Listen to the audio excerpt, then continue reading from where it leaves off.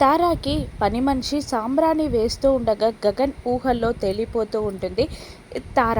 అప్పుడే ఒక stylish car వచ్చి ఇంటి ముందు ఆగుతుంది. అందులో అంతే స్టైల్గా ఉన్న గగన్ కిందికి దిగుతూ ఉండగా తార గగన్ తన కోసమే వచ్చాడని ఊహల్లో తేలిపోతూ నా కోసమే వచ్చారా అని పరిగెత్తుకుంటూ హాల్లోకి వస్తూ ఉంటుంది తార. గగన్ లోపలికి వచ్చి ధృవకి షేక్ హ్యాండ్ ఇచ్చి అక్కడ ఇద్దరు సోఫాలో కూర్చుంటారు. తార వచ్చి ధృవ కూర్చున్న సోఫా హ్యాండిల్ పైన కూర్చుంటుంది.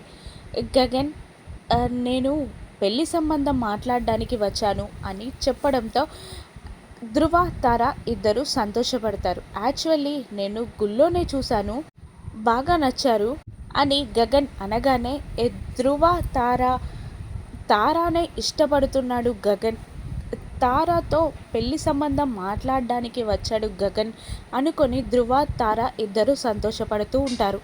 మీరొకసారి రేపు మా ఇంటికి వచ్చి మిగతా ఫార్మాలిటీస్ అన్నీ చూస్తే బాగుంటుంది అని గగన్ అనగానే ధృవ కాస్త అయోమయంగా ఫీల్ అయి అసలు మీరేం మాట్లాడుతున్నారు అని అడుగుతూ ఉంటాడు. అదే చెప్పాను కదా, నేను మిమ్మల్ని గుళ్ళోనే చూశాను, మీరు బాగా నచ్చారు, మా చెల్లిని మీకు ఇచ్చి పెళ్లి చేయాలని నేను మా అమ్మ అనుకుంటున్నాము, రేపు మీరు ఒకసారి రండి మా ఇంటికి అని అనగానే ధృవ తార ఇద్దరు షాక్ అవుతారు. గగన్ అక్కడి నుంచి లేచి వెళ్ళబోతుండగా ఎక్స్క్యూజ్ మీ అని ధృవ పిలుస్తాడు. చెప్పండి అని అడుగుతాడు గగన్. మీకు ఒక ప్రపోజల్ పెట్టాలనుకుంటున్నాను అని ధృవ అనగానే ఏంటి కట్నం విషయంలోనా అని గగన్ అడగగానే లేదు, నా చెల్లి విషయంలో.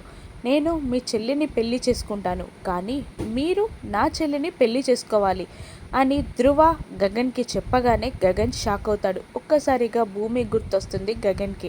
గగన్ సమాధానం చెప్పకుండా నిలబడిపోయేసరికి ధృవ తార ఇద్దరు గగన్ని చూస్తూ ఉండిపోతారు. ఇప్పుడు గగన్ ఏమంటాడు, తారాతో పెళ్ళికి ఒప్పుకుంటాడా, నాకు పెళ్ళయింది అని గగన్ చెప్తాడా, లేదు ధృవ పూరిని పెళ్లి చేసుకోవాలి అంటే తారాని ఖచ్చితంగా పెళ్లి చేసుకోవాలి అని కండిషన్ పెడితే తారాతో గగన్ పెళ్ళికి ఒప్పుకుంటారా, వీళ్ళ పెళ్లిపీటలు ఎక్కుతుందా, పూరి ధృవాల పెళ్లిపీటలు ఎక్కుతుందా, రాను ఎపిసోడ్స్లో చూద్దాం. Thank you for watching.